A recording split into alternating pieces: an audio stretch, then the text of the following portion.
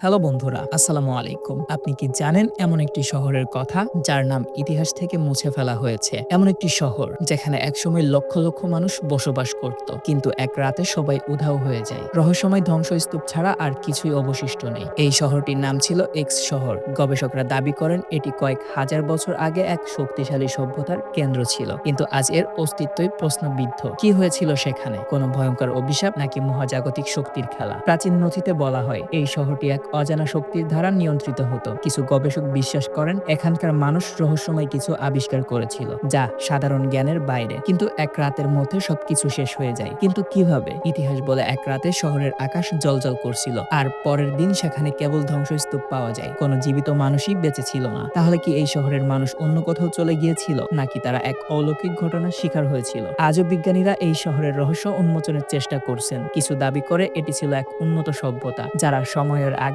প্রযুক্তিতে অনেক এগিয়ে ছিল। আবার কেউ বলে এটা ছিল ভিনগ্রহীদের কাজ। সত্যটা কি? আমরা কি কোনোদিন জানতে পারবো? রহস্যের জগতে আপনাকে স্বাগতম। এবার অজানাকে জানার পালা। চলুন প্রবেশ করি ঘোরবিদ্যার রহস্যময় জগতে।